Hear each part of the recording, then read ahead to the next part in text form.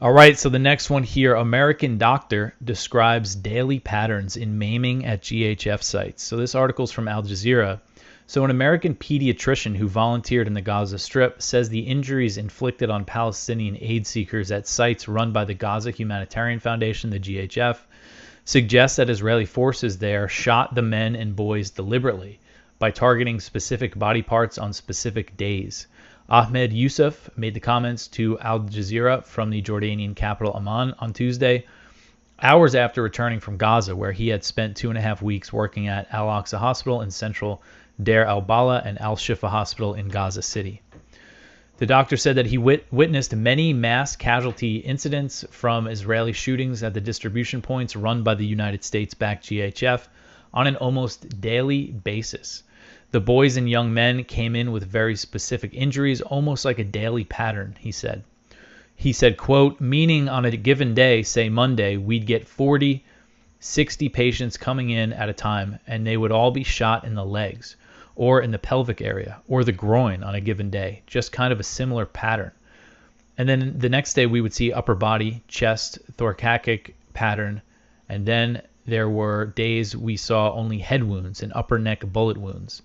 And what it felt like was that somebody behind the gun that day was going to choose the way they were either going to maim or decide to kill people. And it was age indiscriminate, end quote. And I actually heard this account from, I forget his name, I want to say Nick Maynard, a British surgeon who was recently in Gaza, said the similar thing, that on certain days, one day they shoot everybody in the leg, another day in the groin.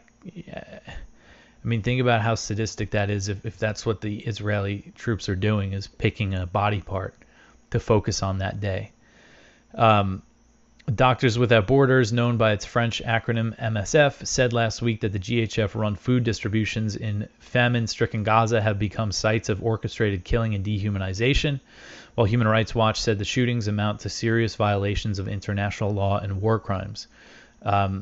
And so, speaking of the GHF, Scott Horton interviewed Tony Aguilar, the Green Beret, retired U.S. Army Lieutenant Colonel who's blown the whistle on the GHF, and it's a good interview. Scott asked some questions, some unique questions, and I mean this whole GHF thing, just the fact that somehow, since the end of May, dozens of people trying to get food have been killed by the IDF, whether it's near a GHF site, and we've seen it go up near UN aid trucks that are coming into Gaza, over the past few weeks.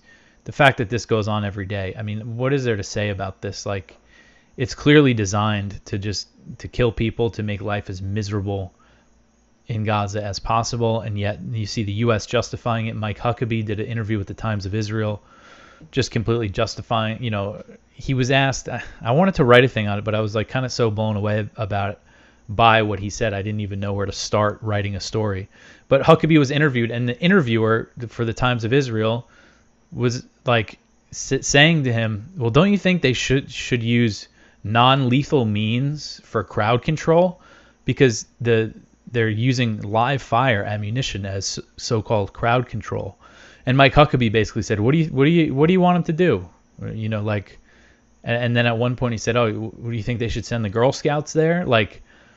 Justifying using machine guns, artillery shells, and tanks shells as crowd control. It's completely crazy. Yet it goes on. I just don't get it.